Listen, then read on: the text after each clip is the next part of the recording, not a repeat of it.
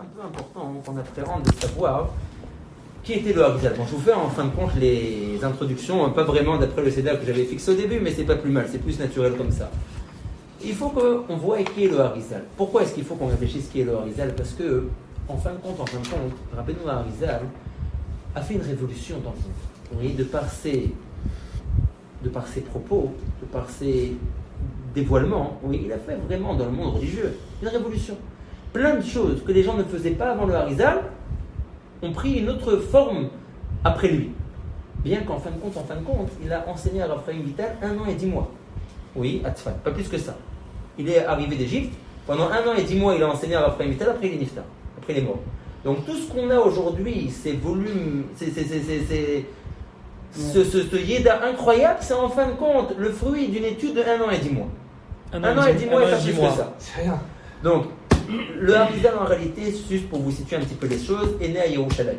Il est né à Yerushalayim et très vite après sa naissance, son père est niftar. Sa mère avait donc le Harizal en bas âge et d'autres enfants et elle n'avait pas de famille en Israël. Ses frères étaient assez... ils avaient des moyens, ils habitaient en Égypte.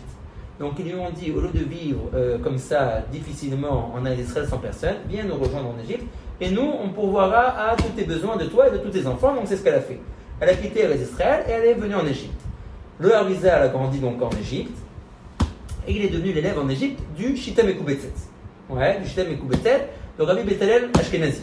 Ouais, donc ils ont le même nom de famille mais ils ne sont pas en famille. Hein. Ashkenazi, et ils ne sont pas en famille. Donc là, tu vois l'importance des Égyptiens. Ouais, tu vois qu'il a grandi en Égypte. Donc ça, c'est des Égyptiens. Il a une Égyptienne, le monsieur. Ah, tu vois, Il s'est dit, il faut que je rattrape. Il n'y a que lui alors.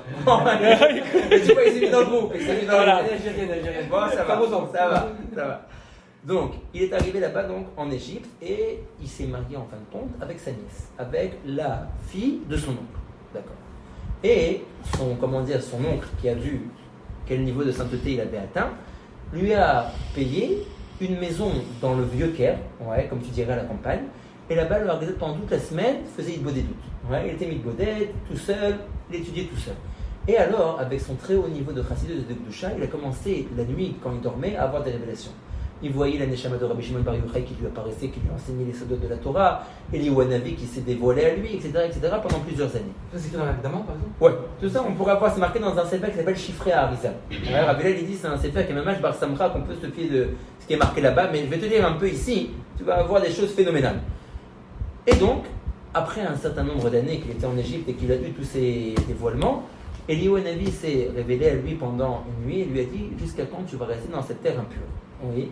Et il dit je ne peux pas t'enseigner la Torah comme il se doit parce que tu te trouves pas en Israël.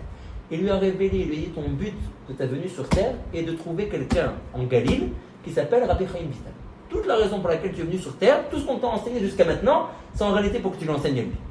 Donc lève-toi de cette terre impure, ouais, de l'Égypte, va en Israël, trouve ce Rabbi Chaim Vital et enseigne-lui les Sodot à Torah.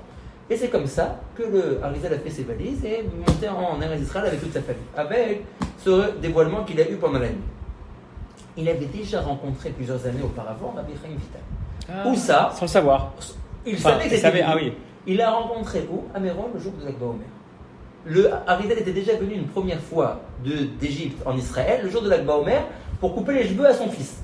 D'où le minhag de la Khalaké. Ouais, d'où le minhag de couper les cheveux. Ouais.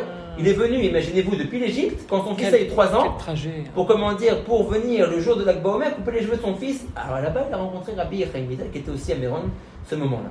Et les gens connaissaient déjà qui était le saint Harizal. Il n'avait pas encore atteint le haut niveau qu'il a atteint en Israël. Mais Rabbi Chaim Vital était déjà lui-même très très versé en Kabbalah. Ils lui ont présenté de loin que voilà, il y a un grand Chacham qui est venu d'Égypte, qui s'appelle le Rabbi Tzrak Luria, que ça peut être intéressant. On a discuté avec lui. Alors après, Vital l'a regardé de loin. Il dit non, ça m'a pas l'air qu'il serait intéressant ce brave homme. Et ça me dit rien d'aller lui parler. Il n'est pas parti lui parler. Ouais, il n'a pas rencontré ni rien. Il était plus âgé?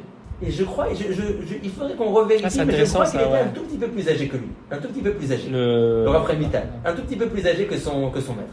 Et après ça, alors la deuxième fois qu'il est venu et qu'ils se sont rencontrés, il lui a dévoilé pourquoi il venait et qu'ils devaient absolument être ensemble pour enseigner. Et c'est ce qui s'est passé. Donc ils se sont, entre guillemets, enfermés ensemble et il a commencé à lui enseigner. Alors, déjà, c'est intéressant pour nous de savoir de quelle manière il lui a enseigné. Il lui a enseigné d'une manière, entre guillemets, très décousue. c'était dit. Un jour, le Rav venait et enseignait à Raphaël Vital des secrets sur les réincarnations. Ok. Un autre jour, il venait le lendemain, il continuait pas le drouge des réincarnations. Il lui dit maintenant, je vais t'apprendre les kavanot, les pensées de Kabbalah qu'il faut avoir quand on fait Kriyat Shema avant d'aller dormir. Bon, ok. Le troisième jour, il lui disait, ok, aujourd'hui, on va apprendre quel genre de tikkunim, quel genre de réparation il faut faire pour quelqu'un qui, sans faire attention, a mangé trèfle. Et comme ça, chaque jour, c'était d'un sujet à l'autre, d'un sujet à l'autre, d'un sujet à l'autre. Un autre jour, il lui a dit, je vais t'enseigner comment Akadosh Baruch Hu a commencé à créer les mondes spirituels, supérieurs. Donc tu vois, ça paraît dans tous les sens. Une fois la réincarnation, une fois les techniques pour ceux qui ont fait des avérotes, une fois les kavanot qu'il faut avoir pendant la tefila, une fois on sent pas le fil conducteur, quoi. Aucun fil conducteur. Ouais. Donc il fallait que Raphaël Vital soit très fort pour après la disparition de son Rav, rassembler les choses. Pendant le 1 an et 10 mois qu'il a appris chez le Harizal, il avait seulement, entre guillemets, un petit calepin où il notait en Rachet Tevot. Ouais, il notait de manière très très succincte ce qu'il avait entendu du Rav pour se souvenir plus ou moins. Après 1 an et 10 mois où le Rav a disparu, alors entre-temps, c'est important de savoir, c'est très très important. D'ailleurs, je prends les notes et je vous les envoie. Ah bah oui, c'est bien quand il y a le... C'est que, comment dire, c'est que, donc comme dit, le Harizal savait de manière évidente, par les révélations d'Eliyahu Hanavi et de Rabbi Shimon Bar Yochai qui lui apparaissaient, on va lire ça dans un petit moment, que le but de sa venue sur terre était d'enseigner à Raphaël Vital et on lui a fait savoir que seul Raphaël Vital dans le monde le comprenait vraiment. Tous les autres ne le comprenaient pas et interprétaient de manière fausse ses paroles. Donc le Harizal... par lui Hein? Pour enseigner en fait, pourquoi ils n'ont pas enseigné directement à qui? Il fallait que ça passe par le Harizal. C'était comme ça qu'il était décrété du ciel. Il fallait que ça passe par le Harizal. Donc il y avait que en fait, ah oui, il y avait les antennes pour les récepteurs. Alors, par contre, ils auraient compris, eux, les autres élèves, si c'était Raphaël Vital qui leur enseignait. Quand c'était le Harizal directement qui leur enseignait, ils ne comprenaient pas. Ils se trompaient même dans les interprétations. Mais quand c'était Raphaël Vital, ils comprenaient. C'était comme ça. Ça dépend très souvent de ce qu'on appelle le Shoresh Neshama. De quel Neshama? Des fois, tu vois, je te dis, moi j'ai entendu une conférence, j'ai adoré, qu'est-ce qu'il a bien parlé, c'était une flash, ça m'a touché, c'était. Tu envoies ça à Galop, tu dis, bon, ça va quoi, qu'est-ce qu'il a dit en fin de compte? Ouais. Ça dépend beaucoup, des fois, c'est des Neshamot qui sont reliés. Donc ça te parle la manière que la personne expose les choses. D'autres fois, tu n'es pas en réseau avec cet homme-là, donc il a beau dire des choses très belles, ça te parle pas. Donc quoi? Donc, le Harizal lui a dit, ne m'emmène personne. Ne m'emmène personne, je suis intéressé à ce que tu m'emmènes personne au Shiur, je dois t'enseigner que à toi. Et Raphaël Vital écrit de manière très claire, il dit j'étais entre guillemets petit. Dans mon raisonnement, je me suis dit, quelqu'un vient et nous révèle des secrets pareils. Et Tzfat est rempli de Talmidei Chachamim de très haut niveau, et je vais garder ça pour moi. Donc il faisait venir toutes sortes de gens au Shiur. Encore une fois, des très très grands Talmidei Chachamim, mais il les faisait venir au Shiur. Et le Harizal se fâchait contre lui. Il disait, tu nous causes du tort. Il dit parce que je suis obligé de parler à un certain niveau qui n'est pas le tien, à cause que tu m'emmènes d'autres gens, et donc tu nous retardes dans la mission qui nous est confiée que je dois t'enseigner, et ça va pas, ça marche pas. Et il lui disait non, mais c'est dommage, et les gens ils veulent écouter aussi, machin, bidule chouette. Ok. Le Harizal a vu qu'il n'y avait rien à faire, Raphaël Vital faisait rentrer d'autres gens, il leur a dit un beau jour, écoutez-moi bien, vous rentrez déjà sans mon accord, c'est déjà quelque chose, oui, mais j'interdis de manière formelle à qui que ce soit d'entre vous d'écrire ce que je dis, parce que vous ne comprenez pas ce que je dis, et vous interprétez mal les choses. Il n'y a que Raphaël Vital qui a le droit d'écrire ce que je dis. Tous les autres n'ont pas le droit. Et ces Chachamim, encore une fois, tu vois, malgré les hauts niveaux, ils trouvaient que c'était tellement incroyable et puissant ce que le Harizal disait qu'ils écrivaient. Ils écrivaient. Et on va voir, le Harizal savait tout. Ouais. On va lire ça dans une seconde si vous voulez, mais le Harizal savait tout. Jusqu'à ce qu'il y avait un certain Rav Moshe Yonah, je crois, il s'appelait, qui était un élève du Harizal, qui un Shabbat, après qu'il a reçu une aliyah au Sefer Torah, est descendu du Sefer Torah et a voulu embrasser la main du Harizal. Donc il lui a pris la main, et le Harizal lui a dit, comment la main qui enfreint mon ordre de ne pas écrire, me prend maintenant la main pour m'embrasser la main. Et il s'est mis à pleurer. Il lui a dit, tu crois que je ne sais pas que tu écris, après le shiur, que tu aurais écrit tout ce que j'ai dit, il dit, j'ai déjà dit que c'était interdit, etc., etc. Bref, donc on voit que les Chachamim n'ont pas respecté la parole du Harizal, et ils ont écrit. Ok. Le Harizal a disparu, Raphaël Vital leur a dit, écoutez, je vous ai emmené au shiur, c'est déjà quelque chose, c'était contre le consentement du Rav. Tout le monde sait que vous avez écrit, également contre son consentement. Maintenant, c'est grave. Si vous gardez vos écrits et que il a disparu de quelle manière? Juste pour savoir un petit peu, il a disparu, c'est-à-dire qu'il est parti la ville. Ah, comme ça de. Ouais, à cause de la marloquette qu'ils ont fait. D'accord. Pas longtemps après, quoi. Oui, 1 an et 10 mois après, il a disparu. D'accord. Donc, il leur a dit maintenant, vous avez des écrits. Je sais que vous avez des écrits. D'après Laura, vous n'avez pas compris ce qu'il a dit. Si vous les publiez. Si vous les faites sortir en dehors de Tzfat et qu'ils arrivent dans la main de d'autres Chachamim, imaginez-vous la catastrophe que c'est. Vous allez véhiculer et diffuser une Kabbalah fausse. Une Kabbalah erronée, une Kabbalah fausse. Donc il leur a dit, vous me passez à moi tous les écrits et je vais maintenant me mettre chez moi à la maison, prendre tous vos écrits et contrôler ce que vous avez écrit. Ce que vous n'avez pas compris, ce que vous n'avez pas bien assimilé, je n'incorporerai pas. Ce que je trouve que vous avez bien saisi, bien compris, j'incorporerai. Ok. Et ils se sont exécutés, ils ont donné tous les écrits à Raphaël Vital. Pendant 15 ans, Raphaël Vital s'est enfermé chez lui à la maison et a essayé de compiler. Donc tout ce qu'il a entendu qui concernait les réincarnations, il a écrit un livre qui s'appelait Shara Gilgulim. Tout ce qui concernait les Gilgulim. Tout ce qu'il a entendu qui concernait les kavanot, les pensées spirituelles, de comment dire, juste un petit peu, les pensées spirituelles, de comment dire, les pensées spirituelles. C'est fort? Oui, c'est fort. Un petit peu, s'il te plaît. C'est là, attends, s'il te plaît. Voilà. Laisse, mais tu diminues un peu la force, ouais. Voilà, dis-moi si c'est... Tout ce qui concernait les kavanot, il a tout fait dans un serveur qui s'appelait Shara Kavanot. D'accord? Tout ce qui concernait la Ishtalchelut de Olamot, tous les mondes, comment ils ont été créés, les mondes spirituels jusqu'à arriver à notre monde, il en a fait un autre livre qu'il a appelé Shara Agdamot, etc., etc. Ok. Mais tout était, pendant ces 15 ans, en travail. Ça veut dire que le Raphaël Vital devait repasser sur ses écrits, il devait faire ce qu'on appelle des hagas, des rectifications, des fois il n'avait pas bien écrit. Il y avait des révélations du Harizal? Oui, alors c'est ce qu'on appelle Sefer Afisionot. Comme Raphaël Vital n'était pas aux côtés du Harizal au moment de sa disparition, il y a plusieurs versions où est-ce qu'il était à ce moment-là, leurs neshamot étaient tellement en lien les deux que le Raphaël Vital n'aurait pas supporté que du jour au lendemain il soit séparé de son Rav. Donc la première année, ça j'ai entendu de la bouche de Rav Nissim Peretz, il nous a dit que la première année de la disparition du Harizal, à chaque fois que Raphaël Vital l'appelait au Harizal, il venait se réveiller à lui, pas en rêve, de manière réelle. Ah ouais, comme il a une apparence comme une ouais, exactement. Et il lui a enseigné, il lui disait qu'est-ce que tu veux savoir, ils étudiaient même âge ensemble. Dès qu'il l'appelait. Ça c'est la première année, après sa disparition. Après, on va dire, il a commencé à supporter le fait d'être séparé du Rav. Alors c'était seulement en rêve, et après jusqu'à ce que doucement, ça se soit arrêté. Mais la première année... Il y a une histoire comme ça avec d'autres rabbinim, par exemple des rabbinim, des rishonim, haronim. Ah voilà, c'est ça, c'est là où je veux en arriver. On va voir. Il faut qu'on arrive à ça. C'est dur à comprendre quelqu'un qui en fin de compte était un haron. Oui, il n'était pas de l'époque des rishonim, il n'était pas de l'époque des géonim, qui a tellement révolutionné le monde. Tu comprends? On dit comme lui d'ailleurs, Rezal. Oui. Il faut être relais sur les régions. Ah voilà, il faut qu'on en discute de toutes ces choses-là, tu comprends? Parce que c'est dur, c'est très dur à c'est très très dur à comprendre. Comment quelqu'un qui en fin de compte a diffusé sa Torah pendant 1 an et 10 mois, oui, à une personne en fin de compte, oui, c'est pas qu'il avait une très grande yeshiva de 4 milliards d'élèves, a tellement réussi à changer la face du monde d'un point de vue étude de Torah et d'un point de vue pratique des mitzvot. Il faut qu'on discute de toutes ces choses-là, et ça fait partie d'Akdamot que je veux maintenant vous dire. Mais encore pour nous donner un peu, c'est très important de savoir ça, donc Raphaël Vital a récupéré tous les écrits, les a confisqués et il s'est mis à écrire. Maintenant, l'écrit a mis des dizaines et des dizaines d'années. Imaginez-vous, c'est une Torah phénoménale à mettre à l'écrit et à tout replacer les pièces du puzzle. Parce qu'encore une fois, le Harizal ne disait pas les choses les unes après les autres. Chaque jour, un autre drouge. Donc il fallait tout recomposer. Tout compiler, ouais. Très bien. Les Chachamim de tout ça étaient très embêtés parce qu'ils avaient étudié la Kabbalah avec le Harizal pendant 1 an et 10 mois eux aussi, et puis du jour au lendemain, plus rien.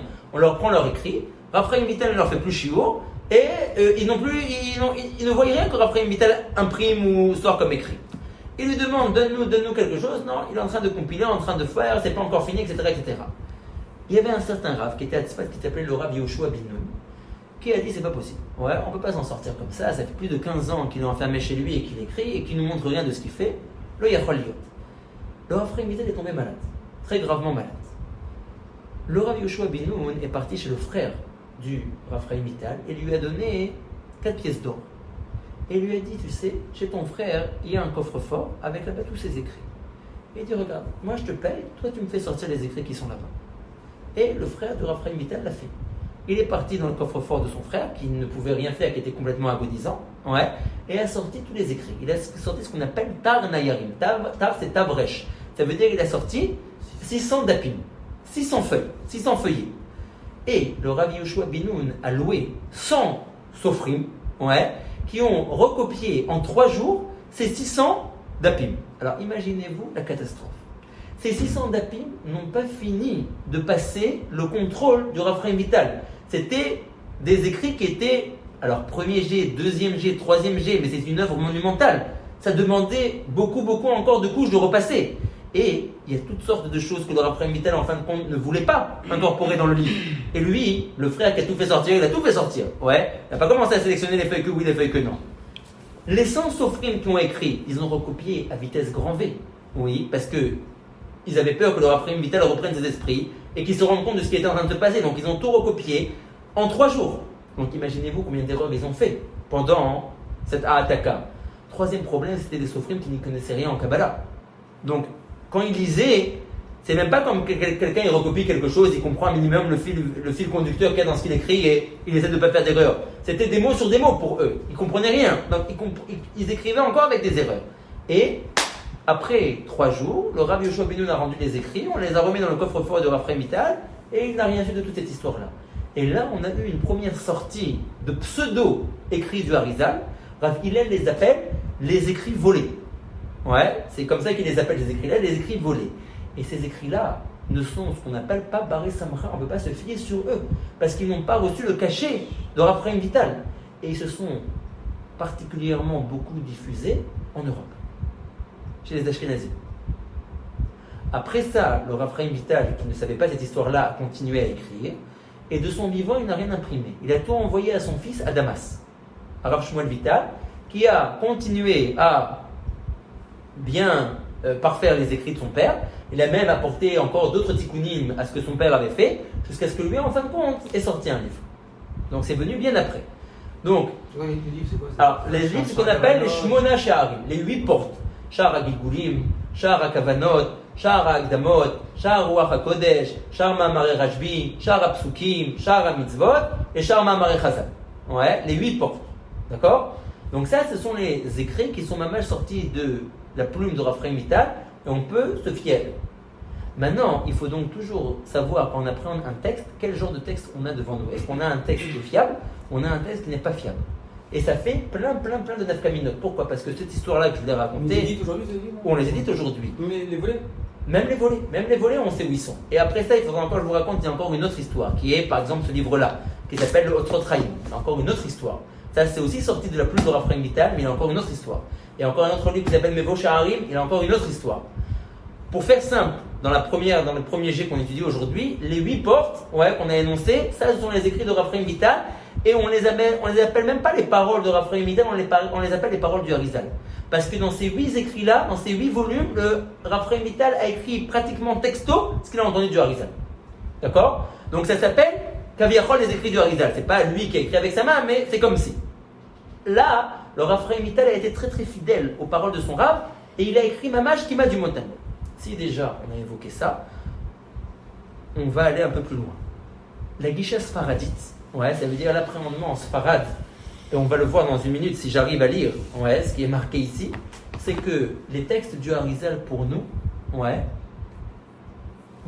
on va encore attendre une seconde avant de dire ça, juste comme ça, on laisse ça avec votre permission. Vous voulez encore un peu d'idée? Vous voulez? Non, merci beaucoup. Mangez des commentaires.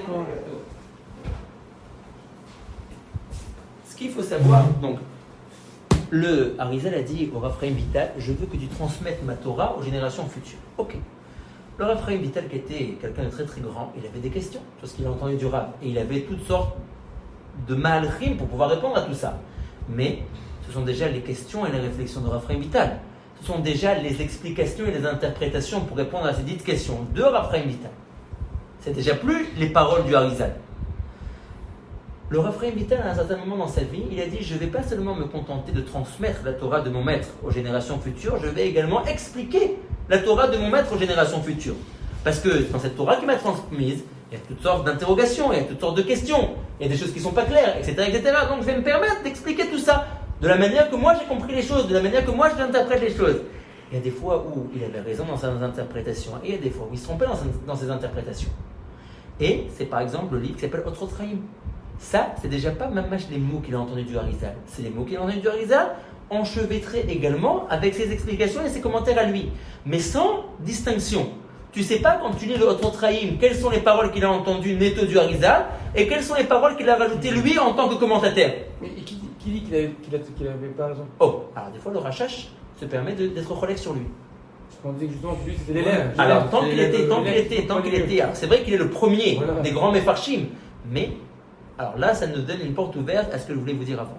C'est que nous, les Sfaradim, nous tenons, et on va le lire ici, c'est que les paroles du Harizal sont en réalité les paroles d'Eliyahu Hanavi. Le Harizal était en réalité un tsinor qui répétait les paroles qu'il avait reçues d'Eliyahu Hanavi. Cette parole-là que je suis en train de vous dire est très très forte. Ça veut dire que le Rashba Akadosh, le Ramban Akadosh, le Or HaChaim Akadosh, qui étaient des gens Godoshim ve'atzumim, ils écrivent toutes sortes de choses. Et nous tenons, nous, le Ham Israël, sur leur écrit jusqu'au jour d'aujourd'hui. Mais ça reste un raisonnement humain. C'est le résultat d'un commentaire et d'une pensée humaine. Nous voulons dire que les écrits du Harizal vont bien au-delà de ça. C'est du domaine des cieux, ça veut dire. C'est les paroles d'Eliyahu Hanavi. On dit Ido Beshamaim, mais pas. Oh, alors ça c'est une chouva de Rabbi Hillel. Si tu veux, il y a une grande chouva de Rabbi Hillel sur ça.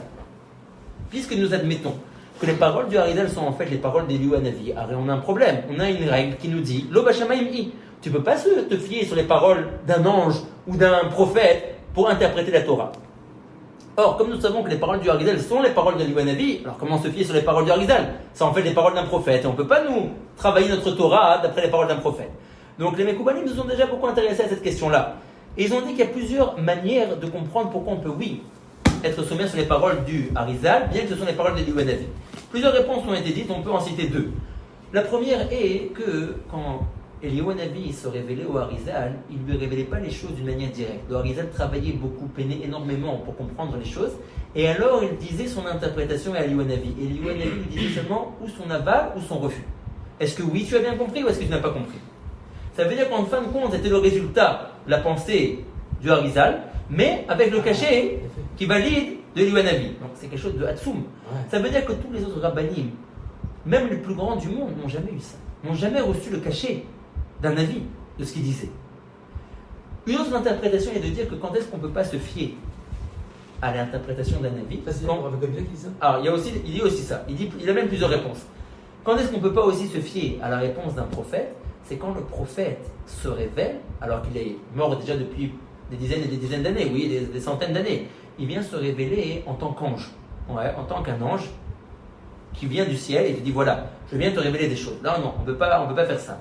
Mais quand il prend une forme humaine, alors il est comme faisant partie de la génération, si tu veux. Et quand Eliyahu Hanavi se révélait au Harizal, il prenait une forme humaine. Donc il était comme de nouveau faisant partie de la génération, comme étant quelqu'un qui était là avec nous et pas comme étant un envoyé céleste.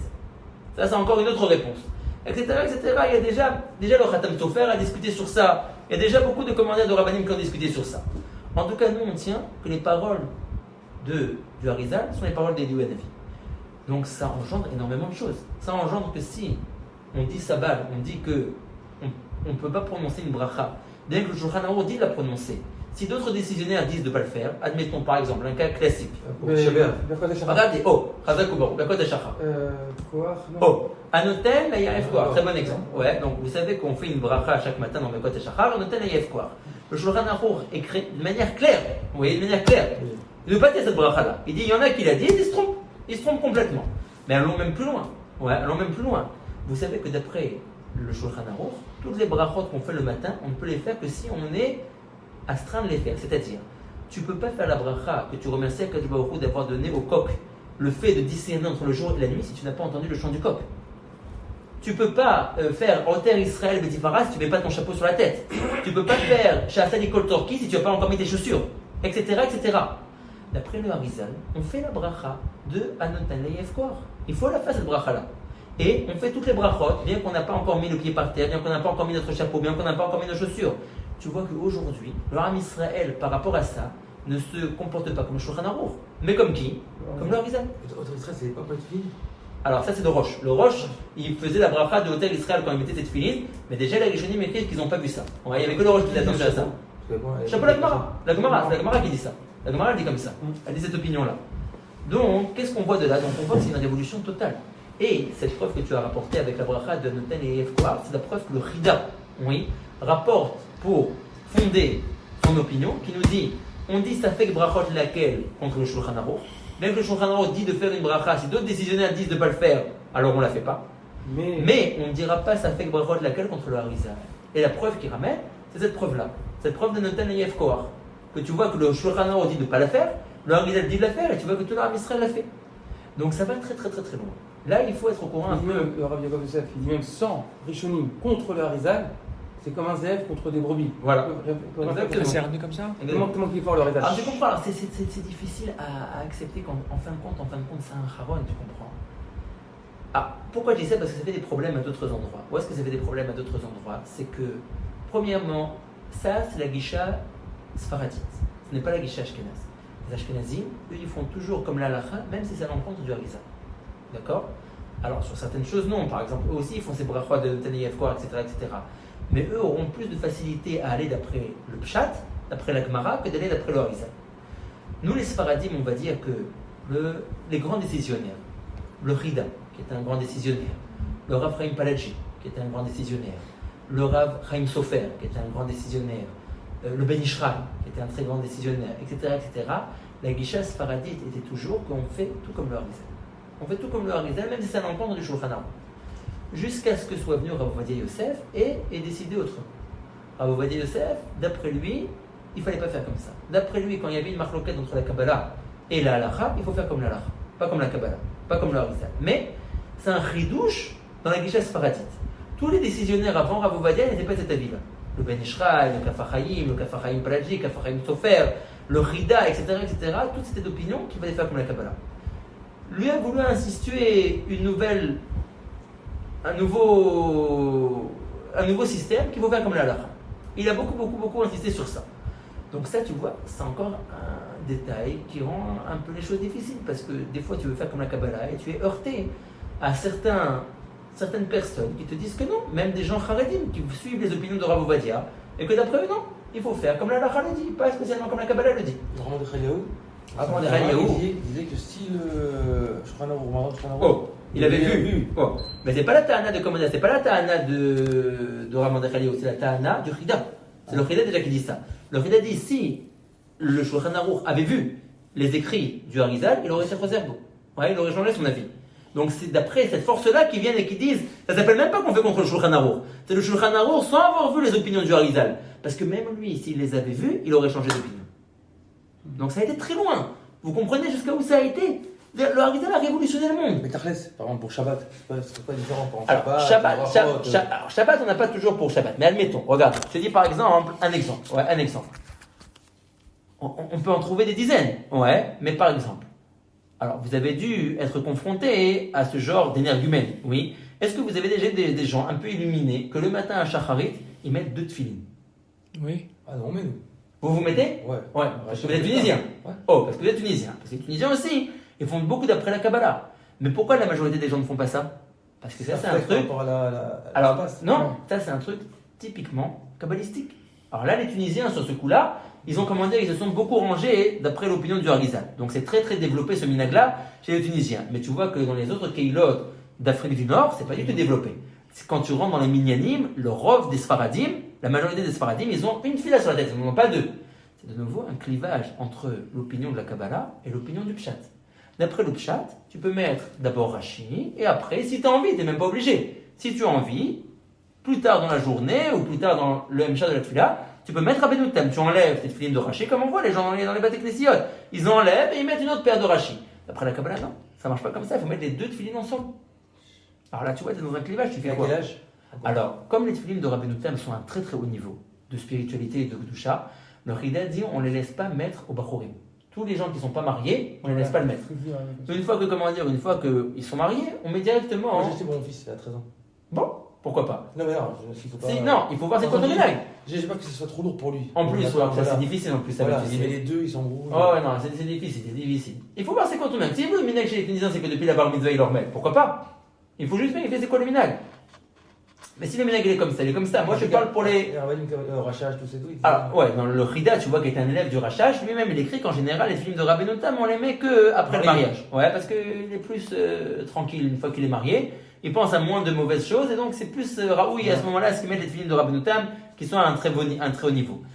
Mais tu vois, il y a plein de clivages. Alors là, c'est par exemple, c'est assez fort, quoi. Donc, comment tu fais donc, d'après les Mekoubalim, si tu mets pas les 2 tefilines, Deux petites comme ça d'ailleurs. deux petites, parce qu'il faut quand même que ça rentre Parce que dans moi la- j'ai dans acheté des l'endroit. toutes petites Voilà. et on m'a dit Ici, pourquoi t'as pas acheté 2 ça- Je sais pourquoi 2 Non, parce que c'est dingue, ils m'ont dit c'est acheté. Non, les petites c'est Ouais, c'est spécialement déjà, dédié pour petites, ça. on met des- ouais. Gabriel, mais c'est un problème parce que même quand c'est écrit petit, il faut vraiment. Parce Ouais, que il faut un très beau il m'a dit, sourire. il a vu la mienne, moi il Ah m'a oui. dit parce que c'est C'est très. sûr, c'est plus délicat à écrire. Et en plus, il faut la place aussi. Il faut la place, etc. Ouais. Il etc. faut un petit bras, une Ouais, alors tu as raison, c'est des trucs à voir. Mais en tout cas, tu vois ici déjà un premier clivage. Tu vois un très fort clivage que tu vas d'après la Kabbalah, ou que tu vas d'après le Pshat. Mais ça, des clivages, tu peux en voir plein. Beaucoup. Ouais, il y a vraiment une tonne dans tous les sens. Par exemple, là, on va faire la veillée de Shavuot. Qu'est-ce qu'on va étudier? Alors, qu'est-ce qu'on étudie pour la veillée de Shavuot? T'as vu Rav Ramazos? Alors, qu'est-ce qu'il dit Rabbi Ramazos? Je vais faire comme le Rezan a dit. Alors voilà, mais ça c'est encore une fois un de jeu Arizal, de faire ce qu'on appelle le tikkun de Shavuot. Ouais, ça veut dire de lire les psukim de la Torah, après ça des Nevi'im, après ça des Ktuvim. Créer Moed. Alors, le type c'est un avraire, ou c'est un type qui sait étudier, il va passer la nuit à faire des récitations, ouais, à débiter du texte comme ça. Moi j'ai envie de faire de la Gemara, une bonne soukia, un truc sympathique et tout. Et tu me fais débiter des textes, non? Le Rida, ouais, écrit dans l'Ev David, c'est un ouvrage à lui, dans le Siman Lamed Aleph. Il dit, j'ai entendu dire qu'il y a des gens que pendant la nuit de Shavuot, ils étudient du Rambam, la halakha du Rambam. Il écrit d'une manière très très exacerbée, il écrit, Ishtabka davar velo yamer, que la chose soit oubliée, ne soit jamais dite. Ouais, une chose pareille d'entendre que les gens pendant la veillée de Shavuot, ils étudient du Rambam. Il dit, je comprends pas, il dit une seconde, il dit, qui a dit qu'il fallait rester réveillé la nuit de Shavuot? Il dit, Rabbi Shimon Bar Yochai dans le Zohar, il n'y a aucune autre source que Rabbi Shimon Bar Yochai dans le Zohar que de faire la veillée de Shavuot. C'est marqué nulle part autre. Il dit le même Rabbi Shimon Bar Yochai a dit qu'est-ce qu'il fallait étudier pendant cette nuit-là. Il fallait faire le tikkun de Shavuot. Ah, ils prennent une partie.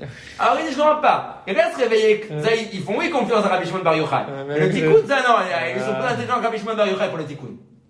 Alors tu vois de nouveau un clivage entre la Kabbalah et le Pshat. Tu vois que dans les yeshivot, c'est pas du tout la donne. Même dans les yeshivot sfaradiotes, alors je parle pas peut-être de Kizer Rachamim, des endroits comme ça où ils sont encore Shamranim dans la Gisha. Mais dans les yeshivot sfaradiotes générales, c'est pas comme ça. Ouais, on fait étudier les élèves. Un deuxième truc, à partir de quel moment on peut de nouveau se couper les cheveux? À partir, d'après le Pshat, de l'Ad Baomer au matin. Nous on attend Shavuot. Ah, pourquoi on attend Shavuot? À cause du Harizal. Le Harizal a dit, on se coupe pas les cheveux le 34. Il a dit, on se coupe les cheveux seulement la veille de Shavuot. Tu vois combien de clivages? Des tonnes et des tonnes de clivages. La même chose, ouais, la même chose. D'après la Kabbalah, ouais. En réalité, pourquoi d'après la Kabbalah c'est très important de faire le tikkun de Shavuot? Pourquoi je ne peux pas étudier ce que je veux? D'après la Kabbalah, quand tu fais Sfirat HaOmer chaque soir, tu fais Sfirat HaOmer, tu construis des mondes spirituels par la Sfirat HaOmer que tu es en train de faire.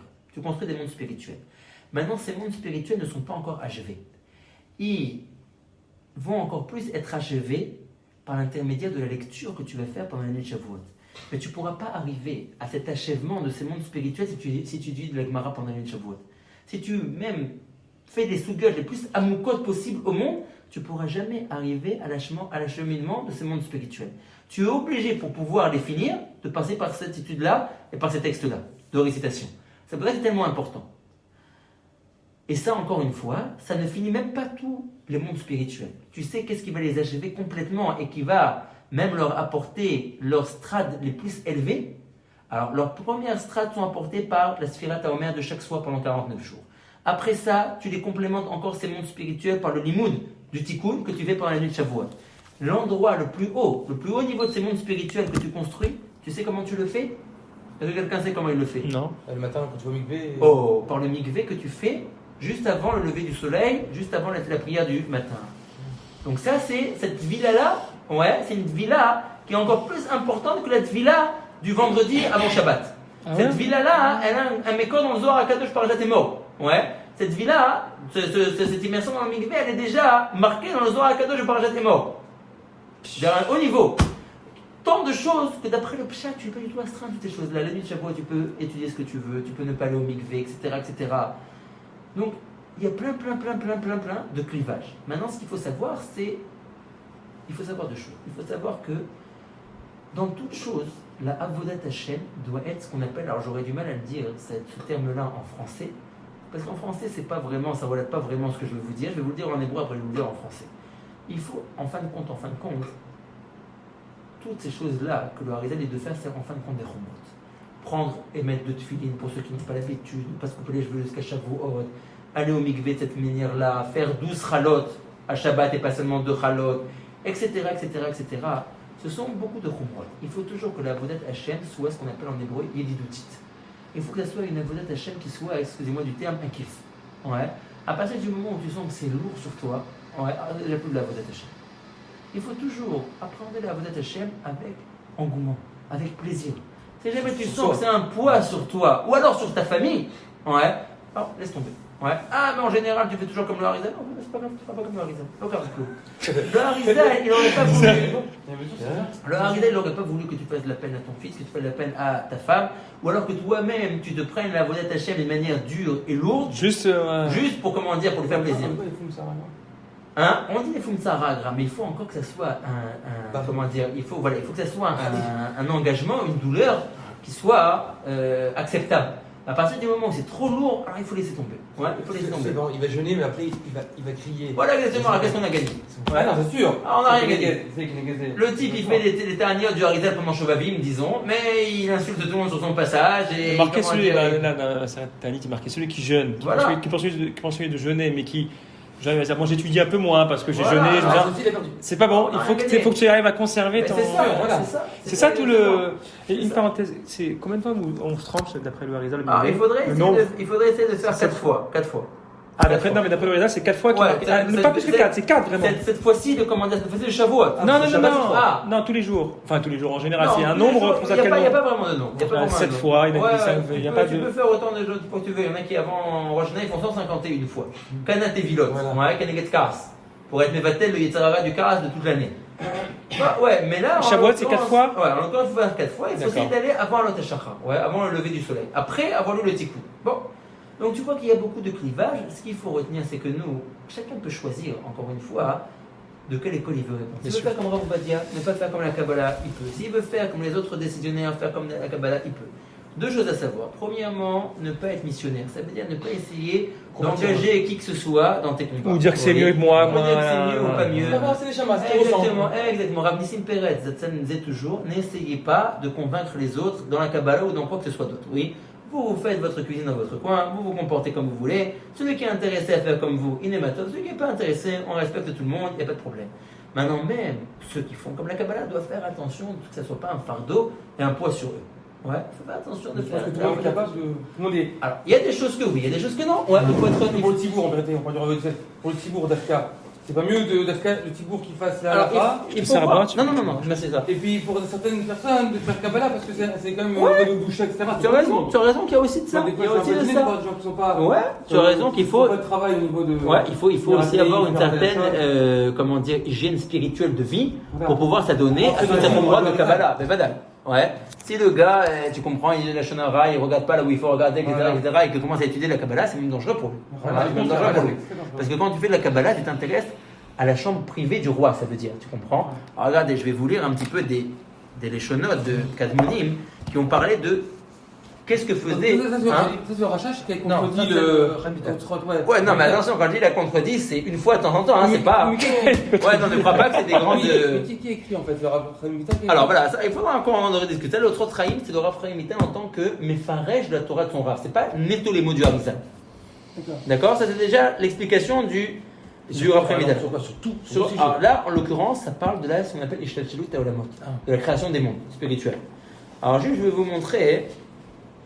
Une question. Vas-y. S'il a compris en vérité le Chaim Vital, le Harizal, pour réécrire tous ses livres, il n'y a rien qui était écrit, il a tout réécrit. Tous les livres, les histoires qu'on a vus, c'est lui qui a écrit. Tu as raison, mais il a écrit. Donc on accepte ça de lui, de sa bouche, tout réécrit. Non, attention, on accepte ce qu'il dit qu'il a entendu netto de la bouche du Rav. Ce qu'il a commencé à expliquer de lui-même, il y a des fois où l'explication est bonne, mais si des fois on voit que par exemple le Rachash le contredit, alors il faut que réfléchisse. C'est d'après la tradition, le Rav Hillel qui tient, tu vois, il écrit dans son Sefer Ahavat Shalom, il a un Sefer Rav Hillel qui s'appelle Ahavat Shalom, il dit que d'après la Massorette qu'on a reçue, le Rachash était le Gikoun du Harizal. D'accord? Donc en réalité, il n'y a personne de mieux au monde pour expliquer les paroles du Harizal que le Rachash. Nous les Sfaradim par exemple, on tient que c'est aussi pas 100% Bari, comme Gisha. Mais chez nous les Sfaradim, on est très chamranim. Dans la Torah du Harizal, il y a un seul qui demande, un seul qui répond. Le Rachash demande, le Rachash répond. Ça veut dire tous les autres, bon, Si le rachat ne dit pas le contraire, pourquoi pas? Ouais, pour élargir un peu notre domaine de connaissance. Il était mani à la base? Ouais, c'est sûr, ouais. Et il est venu du Raman Ephraim Sharmi? Ouais. Ils sont en famille maintenant, c'est dire. loin. C'est très loin, ouais. C'est assez loin. Donc, regardez, juste je vais vous dire. Par exemple, la chita de Ishet Bethel. Ouais. Bethel. Alors eux, c'est que le rachach à fond, tu vois. Mais c'est pas vraiment Bethel, c'est tous les Sfaradim qui sont comme ça. Les vrais Sfaradim, on va dire. Donc, même si on va qui peut trouver eux, par exemple, qui peut trouver. Alors, la chita, comment toi tu alors, il y a encore entre guillemets, un autre problème, c'est qu'il faut connaître beaucoup d'histoires. Je m'excuse, je vous fais tellement de Hakdamot, mais en réalité, si tu veux, il y a deux Bethel. Il y a Bethel qui était dans la vieille ville, oui, qui a été fondée par le beau-père du rachach, Rabbi Gedalia Hayoun. Le rachach, quand il est arrivé du Yémen en Israël, aussi par l'intermédiaire d'une histoire très intéressante qu'on raconte une fois. Quand il s'est sauvé là. Voilà, exactement, quand il a sauté avec. Exactement. Donc il s'est rendu à pied pratiquement en Israël avec tous les difficultés. Ouais. Bref. Donc il est arrivé, très bien. Donc lui, à l'origine, il s'est fait accepter en tant que shamash de la yeshiva des Mekoubalim de Bethel. Oui. Il n'a pas du tout fait savoir qu'il était versé en Kabbalah ni rien. Une nuit, à Chatzot, les Chachamim ont eu une grande question en Kabbalah et il a fait comme si de rien n'était, il servait le café et le thé aux Chachamim pendant la nuit, il rangeait les livres, il rangeait les chaises et il a écrit sur un petit morceau de papier la réponse à la question et il l'a mis dans le livre du Rosh Yeshiva. Et quand le Rosh Yeshiva a vu ça, il a dit qu'il était gozer de savoir qui était celui qui avait écrit ça. Et donc il s'est dévoilé et il a dit que c'était lui. Alors là, il y a deux versions. Ce qui est sûr, c'est que quand il a su ça, il lui a donné sa fille en mariage. Donc la fille de Rabbi Gedalia Chayoun s'est marié avec le rachach et donc il est devenu le beau-père. Il y en a qui disent que au même moment, il lui a donné la direction de la yeshiva. Il y en a qui disent que non, c'était seulement après sa mort que le rachach a pris la direction de la yeshiva. Donc, après ça, on a une tradition que à chaque fois qu'il y avait un décès, donc il y avait un nouveau rosh yeshiva qui était nommé à Bethel, qu'on appelait Rabban Shel Chassidim. Si tu veux, tous les élèves, ils n'avaient pas 15 ans, c'était tous des gens très versés et tout ça. Les élèves de Bethel, les Talmidim, étaient appelés les Chassidim. Pourquoi? Parce qu'ils faisaient des massifs de Chassidout. Ils se comportaient avec la Chassidout, avec beaucoup de piété. Et le Rav, le Rosh Yeshiva, était appelé Rabban Shel Chassidim, le Rav des Chassidim. Et c'était lui qui faisait la tfila. Oui, c'est le Rosh Yeshiva qui faisait la tfila tous les jours avec les kavanot, etc., etc. Cette yeshiva de Bethel s'est perpétuée depuis l'époque du rachach et de son beau-père jusqu'à il y a environ 70 ans. 70 ans, quand il y a eu la guerre avec les Jordaniens, alors la yeshiva de Bethel, de la vieille ville, a été détruite. Ok. Le Rav Ovadia Adaya a reconstruit la yeshiva de Bethel. Son père était le dernier Rosh Yeshiva de l'ancien Bethel qui était dans la vieille ville, a reconstruit la yeshiva de Bethel dans le niveau Yerushalayim. Elle existe encore. Rehov Yosef ben Matatyahu. Vous voyez, c'est où? Juste pas loin de Porat Yosef. La rue de Porat Yosef. La rue de Porat Yosef à Azé. Du Rav Moshe Chatzka? Oui, enfin celle qui est la coupole, là, tu sais? Voilà. Ouais, c'est celle-là. Alors dans la même rue, tu as. Pas en vieille ville en fait. Voilà. Voilà. Alors c'était déjà aussi toute une histoire, comment est-ce qu'il a fait les yeshiva de Mekoubalim en dehors de la vieille ville. Bref. Maintenant, il y a d'autres Mekoubalim d'un autre courant, plutôt mizrachique, qui ont voulu récupérer l'ancien Bethel. Et ils ont refondé un Bethel là-bas. Donc si tu veux, ça n'est pas la même dynastie que le nouveau Bethel. Le nouveau Bethel qui est à côté de Porat Yosef, c'est en réalité, oui, le descendant du dernier Rosh Yeshiva. La continuité, parce que c'est vraiment la Torah de tous ces Rashi Yeshivot qui continuent. Ça, j'ai entendu de mes maîtres, que ce nouveau Bethel, ils ont inventé eux aussi, un peu comme le Rav Ashlag, une nouvelle langue de Kabbalah. Comme le Soulam. Alors, je sais pas ce que ça dit, parce qu'on n'a pas affaire à leur texte. Mais c'est très possible que si on allait chez eux, on ne comprendrait pas ce qu'ils diraient. Parce qu'eux aussi, ils ont inventé un peu une nouvelle langue dans la Kabbalah. Donc, c'est pas la langue usuelle, et c'est pas non plus la langue traditionnelle, on va dire, de la Kabbalah. Tu t'es rencontré dans le Rav Yehuda? Comment il s'appelle? Non, j'ai pas rencontré, j'ai pas vu. Mais voilà, je connais de nom. Maintenant, ils ont un nouveau Rav aussi, comment il s'appelle? Israël quoi? J'ai entendu. J'ai un de mes maîtres très versé, qui une fois allé là-bas, qui m'a dit qu'il a rien compris du show. Mamash rien compris. Donc apparemment, ils ont fait une nouvelle langue à eux. Et bon, il faut voir, il faut réfléchir. C'est pas une nouvelle langue.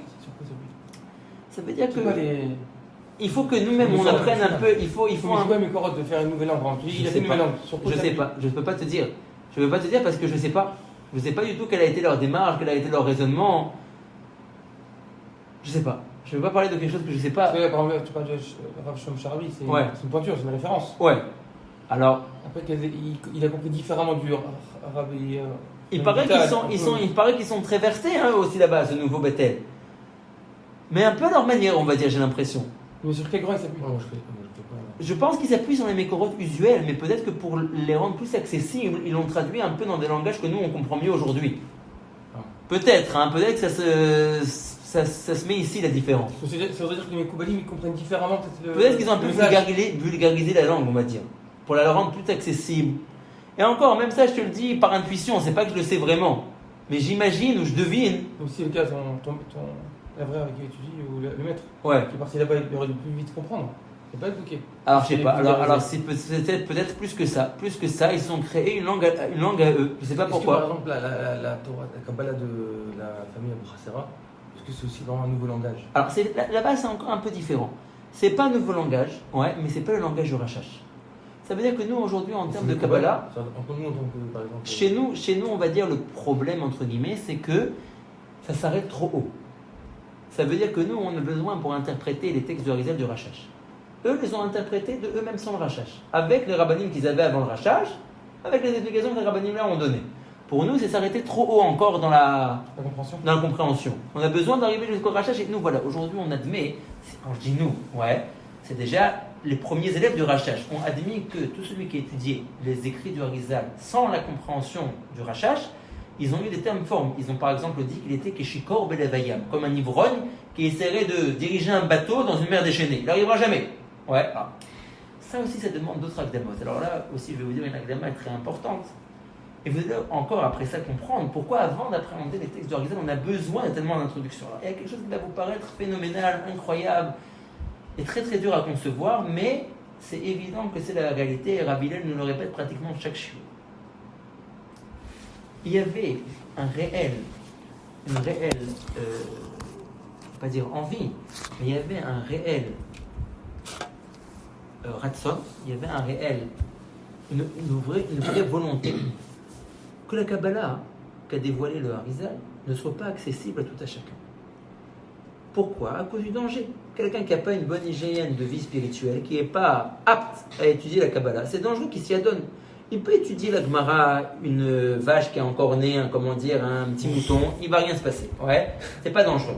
C'est pas dangereux. Pourquoi tu le rigoles? Non, parce que tu me dis, des fois, c'est à détourner. C'est ça que tu me dis. C'est sûr que c'est détourné. Voilà, il y a un sens. Des fois, ils te font croire que c'est ce que tu as. C'est sûr qu'il y a un sens. C'est sûr qu'il y a un sens premier, il y a le pshat. On ne peut pas contredire que le pshat. Mais ça, c'est pas dangereux.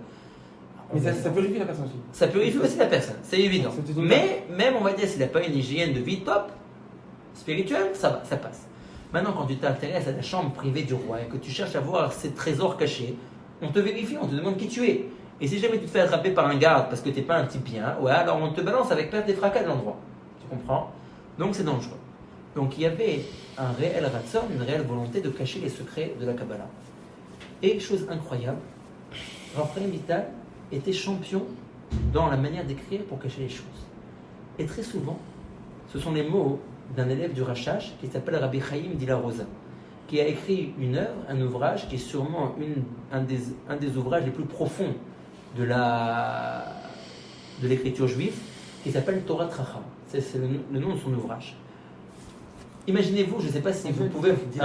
Dila Rosa. En français, ça donnerait Rabbi Chaim Dila Rose.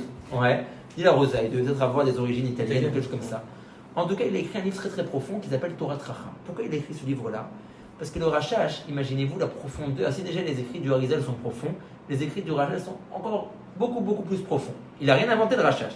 Il a rien inventé. Il explique la Torah du Harizal, mais d'une manière encore très profonde. Et le Torah Tracham, donc Rabbi Chaim Dila Rosa, dit entre guillemets, mon maître le Rashash m'a dit, tout ce que j'ai écrit, tout ce que j'ai expliqué, c'est pour des élèves qui sont en réalité, qui ont le niveau de Balei Bati. Des gens qui sont des Balei Bati, Alors pour eux, j'ai expliqué tout ce que j'ai expliqué. Mais toi, qui es un gars bien, qui est un gars qui vaut plus que ce niveau-là, je vais t'expliquer les choses d'une manière plus profonde et plus réelle.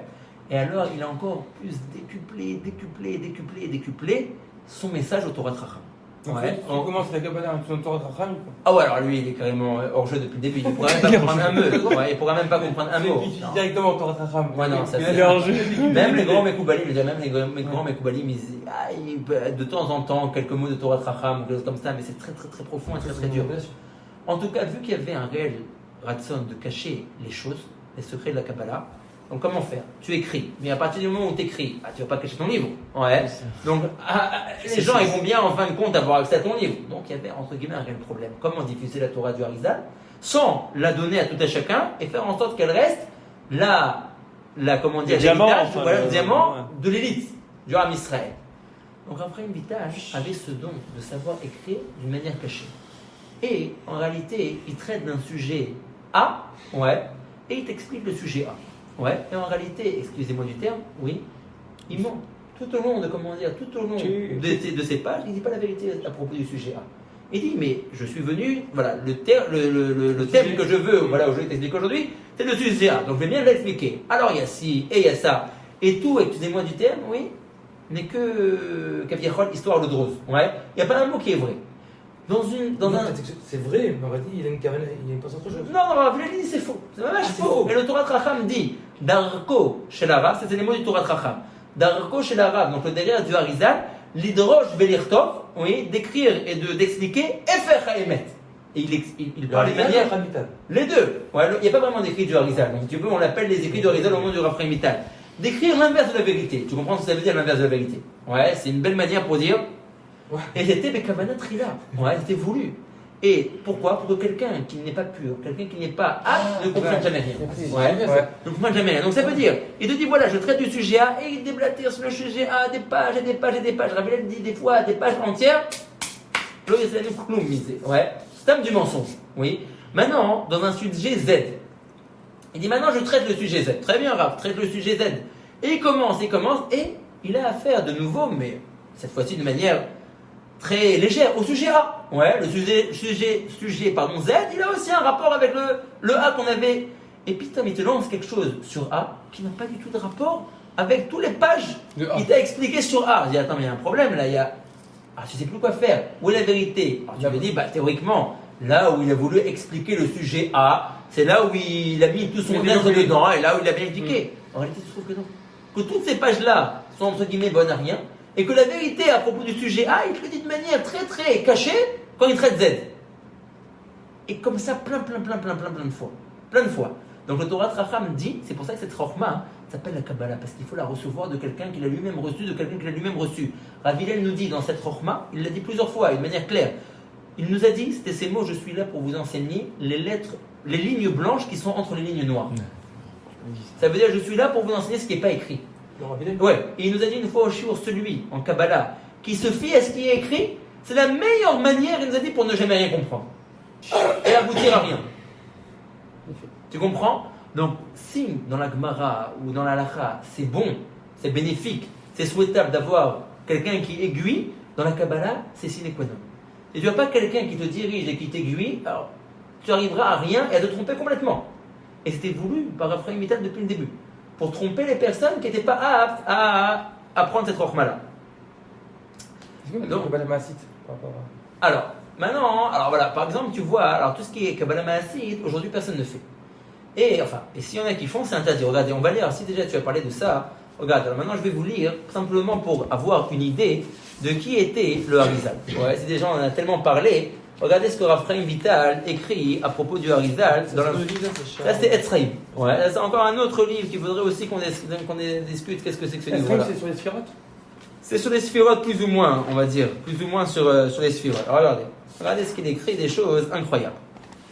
Veine. Donc, ça, c'est des mots de Raphaël Vital. Veine. Ayom abiyachidot veniflaot emim deim. Aujourd'hui, je vais vous raconter les prodiges que Kadosh Baruch Hu a fait avec nous. Qui bekol dorvador, dans chaque génération, ifla chasdo. Akadosh Baruch Hu nous prodigue plein de chassadim, plein de biens.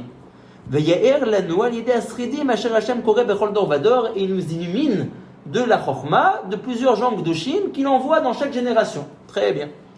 Vegam bedoré nous, et même dans notre génération, donc dans la génération où on parle le Rav Chaim Vital. Eloka Rishonim Va'acharonim Lo Ishbit Goel Min Israël. Akadosh Baruch Hu ne s'est pas retenu de nous envoyer aussi quelqu'un de surprenant et d'incroyable dans sa sainteté dans notre génération. Veikne l'Arzo Veyachmol Al-Ramo. Akadosh Baruch Hu a eu pitié de cette terre et de son peuple. Veishlach Lanu Ir Vekadish Min Shemaya. Il nous a envoyé quelqu'un de Kadosh Min Hashamayim. Nachit, il est descendu Mamash Min Hashamayim, quelqu'un d'incroyable. Qui est-il? Arav Agadol Eloki, le Rav grand et divin, Achassid, le Chassid, Mori Verabi, mon maître, que Moreno Arav Yitzhak Luria Ashkenazi, mon maître le Harizal. Très bien. Et alors il va commencer à décrire un peu qui était son maître. Alors là, il faut attacher sa ceinture. Mal Torah Kerimon. Mon maître était plein de Torah comme une grenade. Bemikra, il connaissait toute la Torah. Bemishna, il connaissait toutes les Mishnayot. Quand on dit connaissait, c'est pas simplement Baal Peh, il connaissait les interprétations les plus profondes de la Torah, de la Mishnah, Betalmud, de la Gemara, Bepilpul. Il savait réfléchir d'une manière très très profonde. Bemidrashim ou Beagadot. Il connaissait tous les Midrashim et tous les Agatot. Bon, on aurait pu s'arrêter là. Non. Bemaaseh Bereshit. Il était baki dans ce qu'on appelle Maaseh Bereshit. Comment est-ce que Akadosh Baruch Hu a créé le monde? Bemaaseh Merkava.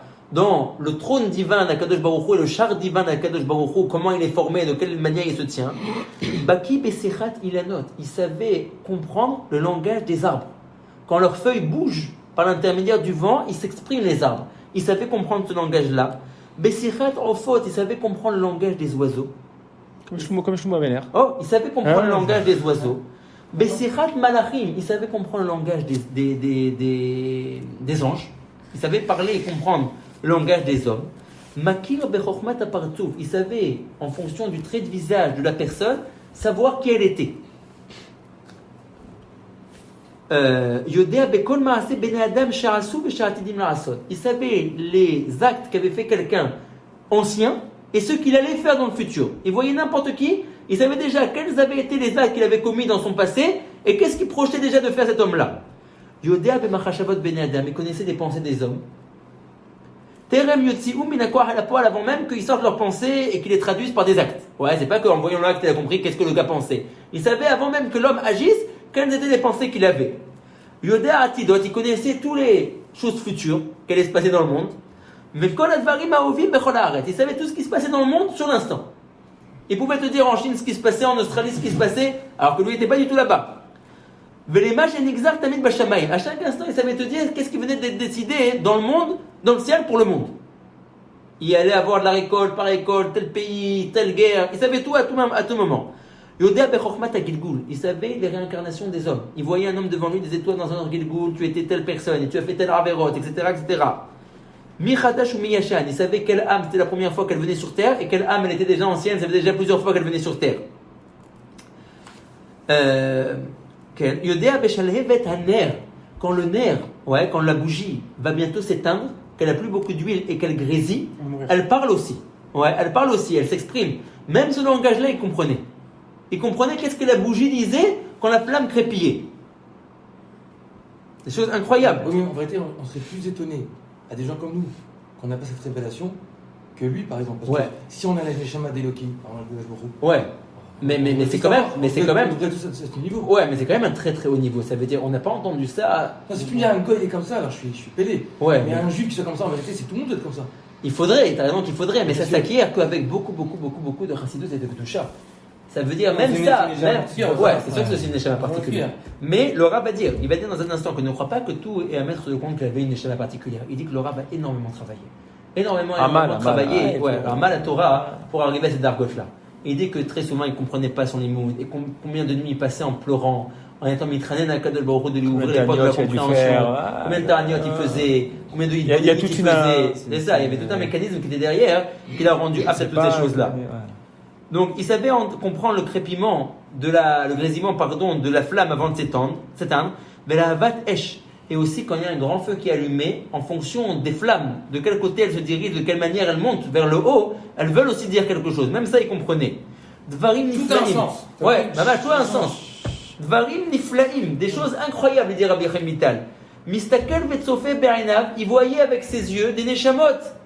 Des âmes qui parcouraient notre monde, que Baznar il va voir. Il les voyait, il disait, tiens, il y a telle âme qui est en train de passer, tiens, il y a une telle âme qui est en train de se révéler à moi, qui va venir maintenant me voir pour me dire telle et telle chose. Vetsofe be'inav, il voyait avec ses yeux, Neshamot et tzadikim, les neshamot et tzadikim qui venaient se révéler à lui. Arishonim et acharonim, que ce soit des neshamot rishonim ou acharonim. Ou mitasek et mahem bechormat emet, il parlait avec ces âmes-là de la Kabbalah. Et il lui révélait ces âmes-là des secrets de la Kabbalah. Makir bereach adam kol ma'asad, il sentait l'odeur de quelqu'un, il pouvait lui dire tous les actes qu'il avait fait dans la journée. Reach, ouais, simplement avec l'odeur de la personne, il pouvait dire. Vechol achormot aniskarim, tout ce que je vous dis, il dit Raphaël Vital que mon maître savait faire, tout ce que je viens de vous décrire, ayuetzlo kemunachim becheko, c'était comme posé dans sa poche. C'est pas qu'il avait besoin de beaucoup se dire ah vous voulez que je vous dise si il y a une neshama qui va arriver, bon alors attendez je vais rentrer dans ma chambre, je vais m'enfermer, je vais me mettre à jeûner, à faire des tarniotes, alors je pourrais peut-être vous dire ce qui va se passer. Non, il dit tout ça, il pouvait le dire comme ça à n'importe quel moment. Il dit toutes ces chormons étaient posées dans sa poche. N'importe quel moment il sortait et il te disait ah en Australie il se passe telle chose, ah tel homme va venir me voir, il va me raconter telle et telle chose, toi t'es tel Gilgul.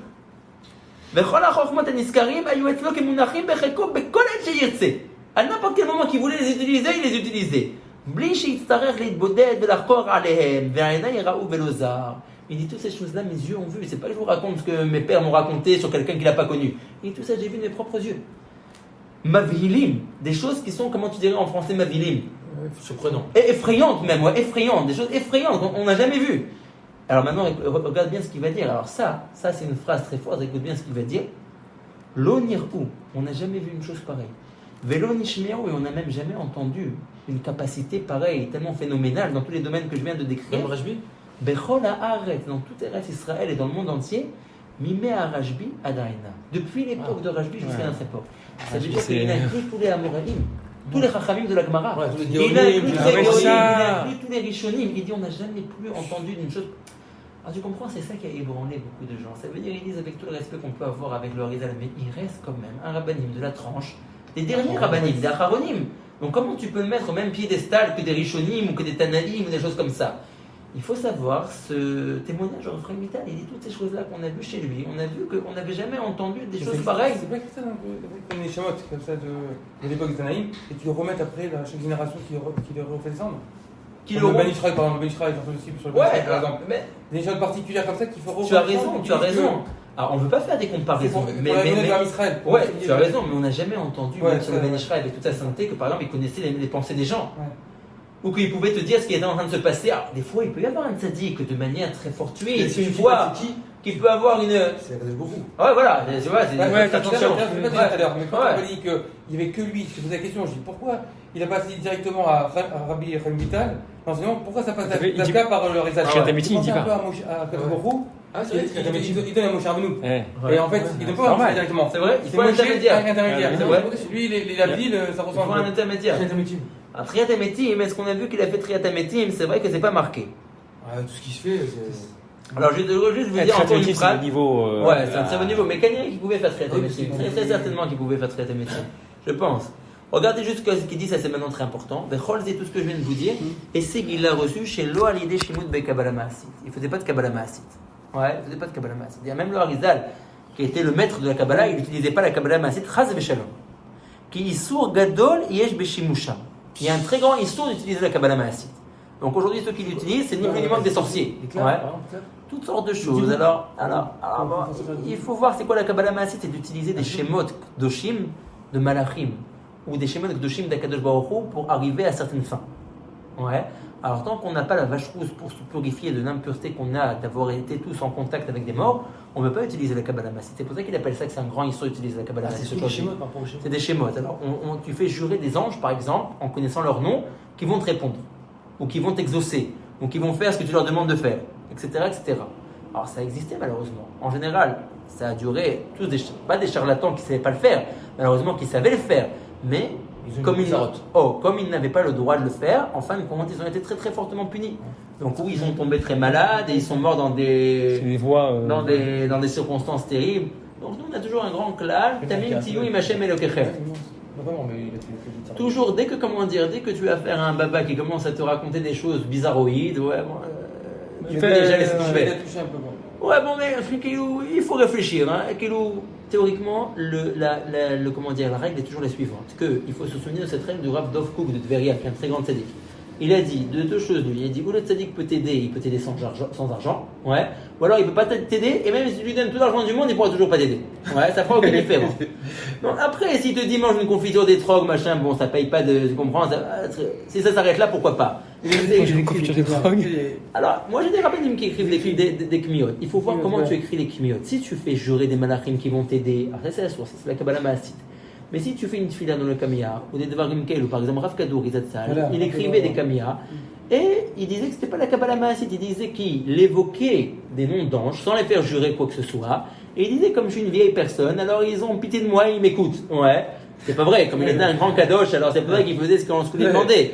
Mais il faisait passer ça sur le dos qu'il était vieux, alors il était comme je suis vieux, ils me font plaisir, ils me respectent, Keilou. Sa femme, elle a dit une fois qu'elle est rentrée, elle a vu un monsieur comme ça, ancien, 2000 ans en arrière, on dirait, avec Rav Kadori, ils étudient ensemble. Ouais.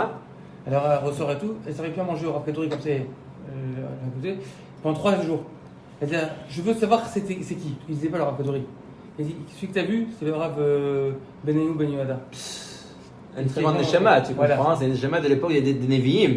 C'est l'Ostam, Benayou Ben Yoada, c'est le Varassoum. Et puis à table comme ça, tu écris tout. En vrai, tu étais là quand elle dit que le Reda étudie avec. Baruch Hashem, je veux dire, ça existe dans chaque dor des très grands tzadikim qui atteignent des très très grands niveaux. Ouais. Le Chalban à Kadosh, il nous disait quelque chose, ça rejoint un peu ce que tu as dit tout à l'heure, c'est quelque chose de fort, mais qu'il faut s'en souvenir, ça veut dire, il nous disait toujours le manque de Ruach HaKodesh, le manque de, comment tu dirais en français Ruach HaKodesh, le manque d'arriver à déceler l'avenir et de comprendre ce qui va se passer dans l'avenir. Chez le Ham Israël, c'est une tare.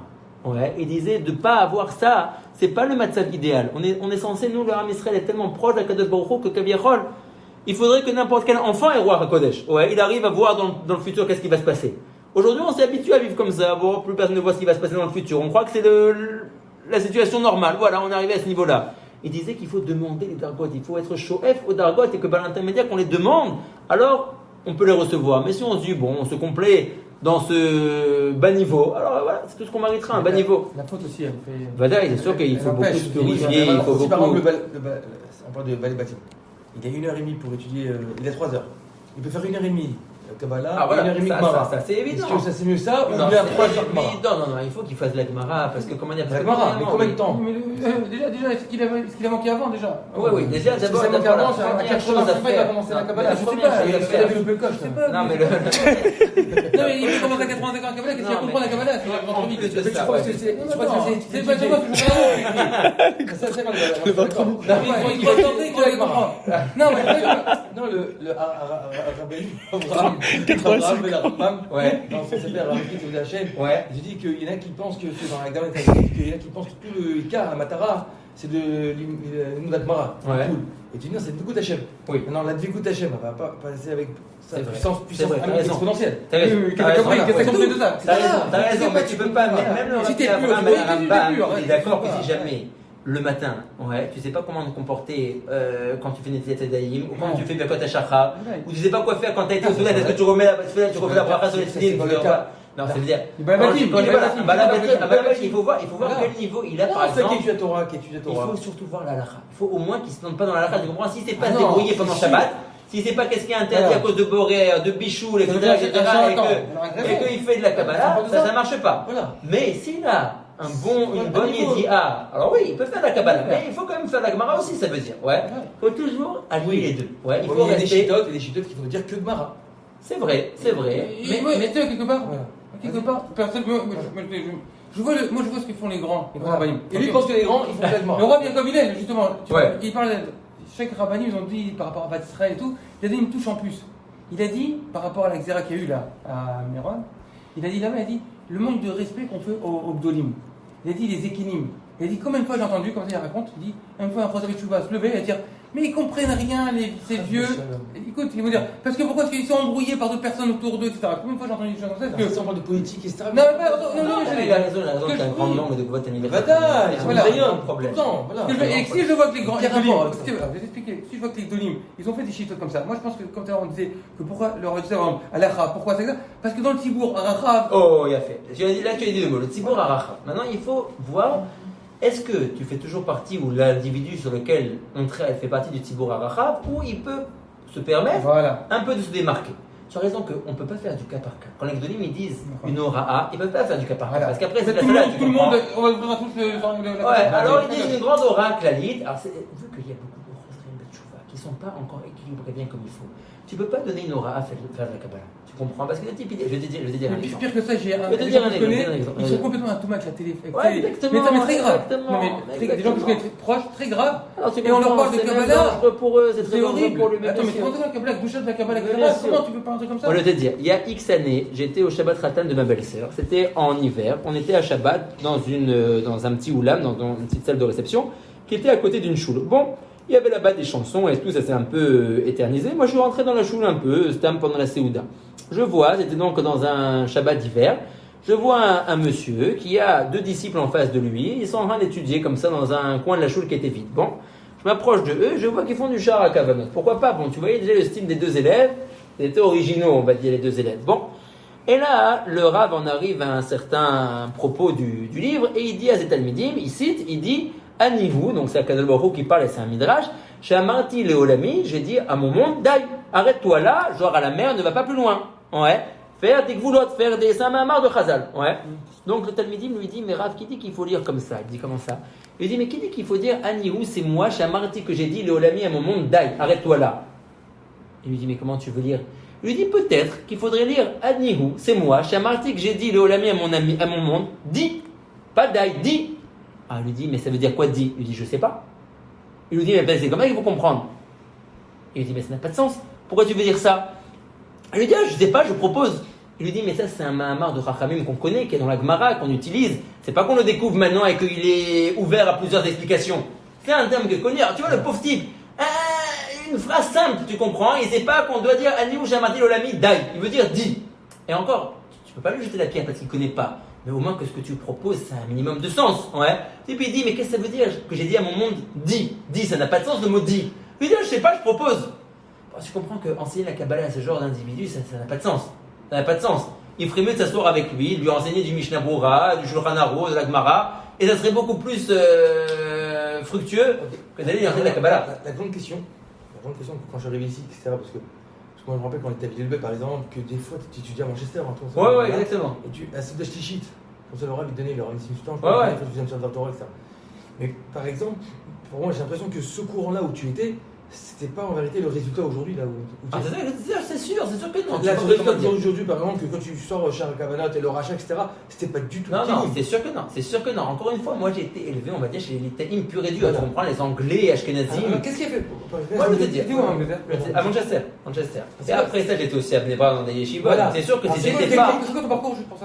Moi, j'étais. Alors, moi, quand vous m'avez connu, j'étais à Villiers avec Laura Bambelarsen, avec Nissim, Sultan. Après ça, je suis parti à Aix-les-Bains. Là-bas, j'ai eu mon bac, plus le bac. J'ai fait seconde, première terminale à Aix-les-Bains. Après Aix-les-Bains, je suis parti à Manchester, encore 3 ans. Et après Manchester, je suis parti à Bnei-Brak. Alors, j'étais un peu dans une yeshiva à Bnei-Brak qui s'appelle Rotorah. Après, une yeshiva qui s'appelle Stabor. Ouais. Et très bien. Et après ça, j'étais aussi à Slabodka. Ouais, aussi à Slabodka. Bon, ça veut dire des yeshivotes lituaniennes, vraiment pur et dur. Hein, je peux rire.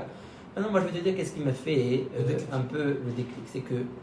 Alors, au début, il y a beaucoup d'avrechim qui rentrent dans la Kabbalah de cette manière-là. C'est un peu, on va dire, le système un peu classique. Il y a ce qu'on appelle les écrits du Ramchal. Vous avez entendu parler de Rabbi Moshe Chaim Luzzatto. Alors, c'est philosophique, ambiance Kabbalah. Donc, tu sens qu'il te jette des notions de Kabbalah et tu restes sur ta faim parce que tu n'arrives pas à les appréhender convenablement parce que toi, tu les as pas, ces notions de Kabbalah. Et tu sens qu'il y a tout un monde qui est caché derrière, que tu n'arrives pas vraiment à palper convenablement parce qu'il te manque toutes ces notions de Kabbalah. Et donc, tu t'intéresses de plus en plus à la Kabbalah, de plus en plus à la Kabbalah, de plus en plus à la Kabbalah, derrière le Ramchal, on va dire. Et en fait, j'ai un ami qui étudiait avec moi les textes du Ramchal et qui m'a dit, regarde, je vois que tu es très intéressé par la Kabbalah et tout, j'ai envie de te faire rencontrer quelqu'un. C'était Rabbi Nissim Peret, ça. Ouais, et il m'a dit, c'est très possible que ça va beaucoup te plaire, la personne, et comment... Tu avais quel âge? Moi, j'avais 22, 23 ans. Ah, c'est au début alors? Oui, j'étais assez jeune, j'étais jeune marié et tout ça. Et il m'a emmené chez Rabbi Nissim Peret. Et je vais te dire la vérité. Et là, et j'ai été envoûté, Shuto Kemashmao, par la personnalité. Je n'aurais jamais cru au monde qu'une personne pouvait servir à Kadosh Baruch Hu à des niveaux pareils. Comme quoi, par exemple? Qu'est-ce qui t'avait... Il fallait le voir et le fréquenter, c'était un tout. Mais premièrement, il était à un niveau spirituel, Hatsu, et il était d'une simplicité incroyable. il avait une Ahavat Hashem, une Ahavat Israël. Je disais toujours, s'il y avait un grand feu, qu'on lui disait saute dans le feu, les mains d'Akadosh Baruch Hu, il aurait sauté sans même réfléchir. À n'importe quelle heure du jour ou la nuit que tu venais le voir, il était toujours à 100 000 volts dans la Avodat Hashem. Ça veut dire, et c'est pas qu'il était hyperactif ou qu'il avait un peu des problèmes. Il était tellement, je sais pas comment t'expliquer, il vivait tellement ça à Avodat Hashem qu'il était toujours embrasé quand il parlait, tu comprends? C'est pas qu'il parlait, puis il se chauffait au bout d'un moment, il arrivait à... Il sentait tellement une proximité avec Akadosh Baruch Hu. C'est qui son maître? Alors lui, son maître, c'est Rabbi Mordechai Sharabi. Alors, encore une fois, lui-même, Rav Nissim Peretz, d'où il vient? Des yeshivot lituaniennes.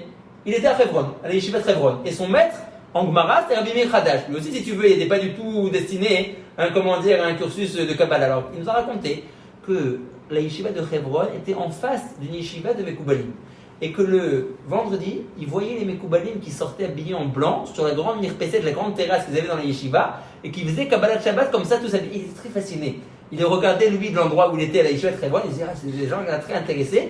Et toujours, il a été un peu fasciné comme ça du monde de la Kabbalah. Mais si tu veux, lui aussi, il a fait un cursus de yeshiva assez standard, de yeshiva lituanienne. Mais quand j'ai vu, j'ai dit, si la Kabbalah amène l'homme à des niveaux de spiritualité tellement élevés et à rester dans la simplicité et à transcender la Havat Hashem et la Havat Israël de cette manière-là, je dis, alors ça c'est ma place ici. Je dirais nulle part autre. Dans son collège. Alors je suis rentré, alors j'allais pas à son collège, je restais à étudier au collège Ragil, mais j'allais à ses shiurim qui donnaient. Et comme ça on a commencé à se connaître. C'est quoi, c'est une fois par semaine? Des 2 fois par semaine. Et à part ça, on essayait d'aller le voir, d'aller faire la tefila avec lui, d'aller faire Sfirat HaOmer avec lui. Chaque chose, c'était... Tout était chez lui. Je sais pas comment tu vois le tikkun de Shovavim qu'il faisait. La terre tremblait quand il faisait le tikkun de Shovavim. C'était quelque chose qui était une portée incroyable. Et comment il aimait chacun. Tu avais l'impression que chacun, alors qu'il te connaissait à peine, était un fils unique. Il était mékarev chacun, n'importe quel genre de kippa qu'il avait, n'importe quel genre de chapeau qu'il avait. T'as commencé tôt, alors? Ouais. Alors, et petit à petit, j'y ai pris goût. Je suis rentré de plus en plus, jusqu'à ce que, voilà. Mais en gros, voilà, c'était ça le cursus, quoi, tu vois. Mais ça, si tu comprends, il faut rester ouvert, il faut toujours l'ouverture d'esprit, il faut jamais rester dans un moule. Les rabbinim de Manchester ou les rabbinim de Savodka. Si, mes rabbinim aujourd'hui, oui. C'est diront que c'est pour vivre heureux, ils sont cachés. Non, même si il y a des gens qui vont tomber là-dedans, mais qui peuvent. Mais tu as raison qu'il faut quand même être équilibré. Voilà, bien sûr que c'est équilibré pour comment dire. C'est pas notre. Oui, mais eux, par contre, ils vont dire quoi que c'est raté. Voilà, mais c'est pour ça qu'il faut toujours prendre le bien de chacun et ne pas faire d'idolâtrie. T'as un rave, mais il ne faut pas l'idoler, tu comprends? Il y a des Nékoudos qu'il n'a pas étudié, qu'il ne connaît pas.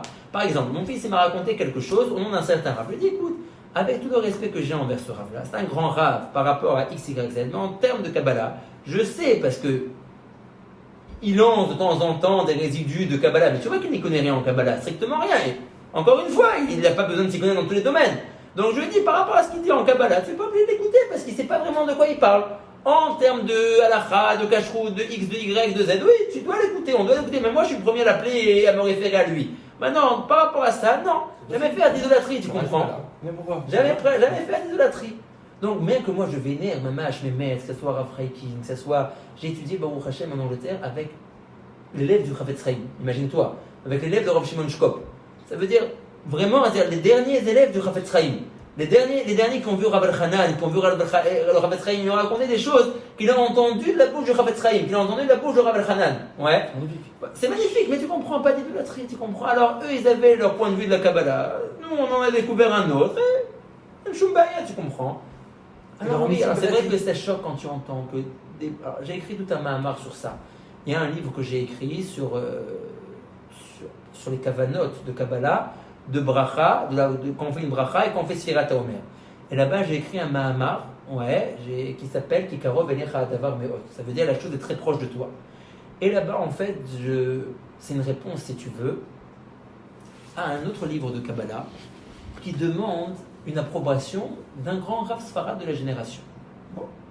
Qui, apparemment, qui étudie la Kabbalah en secret, qui n'est pas versé en Kabbalah, mais comme c'est un grand Rav décisionnaire de la génération, il lui demande une lettre d'approbation sur le livre de Kabbalah qu'il a. Non, pas moi, un autre livre. Un autre livre. Et le dit Rav lui écrit, lui dit écoute, tu me demandes une lettre d'approbation par rapport à la Kabbalah, je vais te raconter ce que Rav Shach m'a dit. Une fois, j'ai demandé à Rav Shach, je lui ai dit je vois que les gens s'adonnent beaucoup aujourd'hui à l'étude de la Kabbalah. Peut-être que nous aussi on devrait se mettre à étudier la Kabbalah. Rav Shach m'a répondu, il m'a dit on aurait dû, mais personne ne peut nous l'enseigner. Façon de dire, c'est pas que c'est un problème pratique, on n'a personne pour nous l'enseigner. C'est que ça laissait sous-entendre que d'après l'opinion de Rav Shach, la diffusion de la Kabbalah est finie. Il n'y a plus personne aujourd'hui et il n'y aura jamais plus personne qui pourra diffuser la Kabbalah. Donc c'est pour ça qu'on ne l'étudie pas. Donc il lui dit tu t'adonnes à la Kabbalah et tu écris un pérouge sur la Kabbalah qui dit que tu as bien fait, etc. etc. Et ce brave Rav a publié cette lettre-là. Et ça m'a fâché. Oui, parce que c'est complètement faux. C'est complètement faux. Alors si tu idoles Rav Shach, dis voilà Rav Shach a dit plus de Kabbalah aujourd'hui. C'est faux. Pour savoir est-ce qu'il y a de la Kabbalah aujourd'hui ou pas, il faut s'adresser à des Mekoubalim. Oui. Si le Mekoubal il te dit oui, aujourd'hui on ne peut plus, alors ok, tu le crois. Mais si jamais, comment dire, mais si tu t'adresses à quelqu'un qui n'y connaît rien en Kabbalah. Alors, mais même les plus grands, il faut savoir. J'ai montré. Non, tu m'as dit quoi? Non, ils m'ont dit Rav Shach. Non, mais c'est ça que je te dis. Oui, mais c'est pas le Rav ici, le côté qui va lui dire c'est bon, tu veux le truc. Des Gdolim. Voilà, alors à partir du moment, alors j'ai ramené plein de sources. Au contraire, l'inverse c'est la réalité. Rajbi a dit, par l'intermédiaire de la diffusion de mon livre et de sa compréhension, tu comprends, c'est pas une mizouza qu'il faut distribuer le Zohar à Kadosh dans les maisons. C'est qu'il faut l'étudier le Zohar, il faut étudier la Kabbalah. La Géoula viendra Berachamim avec miséricorde. Alors quoi, non, d'après Rachel, elle ne viendra jamais. La promesse de Rajbi a disparu parce qu'il n'y a personne qui peut transférer. Ça remonte d'une vieille polémique ashkénaze, que les ashkénazim ne sont vraiment jamais adonnés à la Kabbalah et qu'ils ont toujours eu des craintes par rapport à la Kabbalah, etc. Il y a des Sfaradim qui sont mishtaknez, qui sont littéralement. Oui, c'est sûr qu'ils sont contre. Ils vont être contre. C'est sûr qu'ils sont contre. C'est sûr qu'ils sont contre. Est-ce qu'ils sont contre vraiment ou derrière ils se cachent? Ils se contre parce que le système. Ils sont contre exactement. Ils sont contre à cause du système. Voilà, mais derrière. Tu sais aujourd'hui, tu sais combien de gens. Je vais te dire. J'ai un maître à moi, qui est Dayan. Il doit au moins avoir 70 ans aujourd'hui. Il est Dayan. Il est très très versé en Kabbalah. Et il est lui-même parti apprendre la Kabbalah chez un Rav Ashkenaz, qui aujourd'hui est Niftar. Rav Shlomo Davidsky, il s'appelait. Ah oui. Il était l'élève du Chazon Ish et lui il n'a pas eu peur. Il était l'Italie. Il était lui aussi, ce maître-là, Dayan, et il s'est donné à la Kabbalah, il a écrit plein de failles de Kabbalah, et il a envoyé tout le monde balader. Il n'en avait rien à faire du camp d'Iraton, il était même dans la soupe ashkénaze, et il a dit, moi je comprends que la Kabbalah c'est un délire qui est amitié, il n'y a aucune raison que je m'y adonne pas. Il est rentré à fond dedans, etc. etc. Donc moi, mon maître, il est élève de ce Rav Shlomo Davidsky. Et il enseigne la Kabbalah de manière très très cachée. Ça veut dire que pour rentrer dans son groupe, il demande de faire attention qu'on ne dise pas qu'on étudie chez lui, etc. etc. Pourquoi? Parce qu'il a pignon sur rue. Il est Dayan, donc commandant dans un beddin. Il nous a dit franchement, si les gens savent dans ce beddin, donc des gens haut placés, combien je suis versé en Kabbalah et combien je m'y donne, il a dit je risque ma place. Je vais te dire encore plus que ça. Il était à l'origine mashgiyar, donc dirigeant spirituel d'une grande yeshiva à Bnei Brak. Il enseignait bien évidemment pas à ses élèves rien de Kabbalah. Il parlait ce qu'on parle de règle générale aux élèves. La direction de la yeshiva a été mise au courant il y a X années qu'il était très très versé en Kabbalah et qu'il s'adonnait beaucoup à l'étude de la Kabbalah. Ils sont partis voir un grand de la génération. Donc imagine-toi, c'est crise dans crise, quoi ça veut dire. Donc, déjà ça a dérangé la direction, qui sont eux-mêmes établis des Chachamim. Qu'est-ce que ça va vous déranger? Est-ce que premièrement chacun vit sa vie chez lui à la maison? Deuxièmement, il n'étudie pas du Coran, les Avdil. Et troisièmement, ça n'empiète en rien dans son rôle de directeur spirituel à la yeshiva. C'est parce qu'il est en train d'enseigner au Bachurim. Non. Ils ont décidé que ça les dérangeait, ils sont partis voir le grand de la génération. Non, ça se comprend. C'est pourquoi? Moi, je suis pas d'accord. Mais moi, c'est pourquoi ça se comprend. C'est comme toi. Quand tu as vu le Rav Nissim Pérez, tu t'es déconnecté du système. C'est vrai. Il ne veut pas que justement que tous ces Bachurim se déconnectent du système. C'est vrai, mais il enseigne n'enseigne pas ça à ces Bachurim. Et les Bachurim ne sont même pas au courant qu'ils s'adonnent à cette Rochma-là. Et le grand de la génération a dit, dans le texte, s'il en est ainsi, alors enlevez-le d'être magique. Et c'est ce qui s'est passé. Et donc, depuis cette grosse claque qu'il a reçue, il fait tout en secret. Et il a raison, parce qu'au moins il vit bien, il est tranquille. Il a, sans mentir, je crois qu'il a chaque soir chez lui à la maison un jour de Kabbalah. Différent. Une fois dans le Zohar, une fois dans l'Arizal, une fois dans le Galmi Vilna, mais complètement caché. Il a ouvert un collège du soir de Kabbalah, qui laisse rentrer que les gens qui ont fait un premier cursus d'études chez lui, après il les envoie dans ce collège-là, mais tout caché. Et il vit bien, tu comprends? Parce qu'encore une fois, il ne faut pas essayer de convaincre qui que ce soit. Les gens ne sont pas ouverts d'esprit, ils sont très très fermés, etc., etc. Mais en tout cas, ce qui est évident, c'est qu'aujourd'hui, il y a un très grand engouement pour étudier la Kabbalah. C'est quelque chose de bénéfique si jamais la personne est apte à l'étudier et qu'il ne faut surtout pas empêcher les gens de l'étudier. Maintenant, encore une fois, il faut que ce soit des gens qui sont stables d'esprit, sains d'esprit, qui ont une hygiène de vie spirituelle saine et qui essaie de progresser. Qui soit un bon, voilà, qui soit un bon Kelly, mais à partir du moment où ces conditions sont. Hein grosse, Rida. Oui. N'importe qui. Oui. Donc même ceux qui pas Kelly par exemple, les grosses. Oui, ça oui, parce que le simple fait de lire des textes de Kabbalah, ça purifie. Mais c'est incroyable. C'est quoi le lien que tu fais la Kabbalah du Harizal avec les textes du Zohar Kadash? Alors, c'est une bonne question. En réalité, le Harizal a expliqué que tous ces livres sont seulement une introduction pour comprendre le Zohar. Ah, une introduction? Ouais. Toute cette Chokhmah Atsuma du Harizal, c'est une introduction pour pouvoir comprendre le Zohar. Ça veut dire que tu ne pourras jamais appréhender d'une manière fiable dans la compréhension un texte du Zohar si jamais tu n'as pas d'abord très versé dans les textes du Harizal. Si le Harizal parle lui-même en code et de manière cachée et secrète, le Zohar c'est encore décuplé. La manière secrète est codée de la manière dont il parle. Donc si jamais tu n'as pas une grande connaissance en Zohar, en Harizal, dans les textes du Harizal, tu ne pourras jamais arriver à rentrer dans les textes du Zohar. Donc tout ça c'est une introduction. Donc regardez, on va s'arrêter parce que si tu veux un peu les voir Gabriel, là il reste quelques minutes. Ouais. Voilà ce que je vais vous dire. Juste comme il nous faudrait quand même un minimum de livres de support pour essayer de commencer à travailler. Peut-être que la prochaine fois on dira encore quelques introductions parce qu'avec tout ce qu'on a parlé, on n'a même pas fini les introductions encore. Moi je vous conseille un livre qui a été écrit par un Dayan de Bnei Brak, qui est versé en Kabbalah aussi, et qui fait pas mal de bonnes introductions. Ça peut nous donner un premier. Ça s'appelle Torah Sfirot. Ouais, la Torah des Sfirot. Ça donne un premier jet, un premier aperçu. Après, en fonction, on peut voir combien on accroche, combien on n'accroche pas. Comment il s'appelle? J'ai son nom ici, je vais te dire, il s'appelle.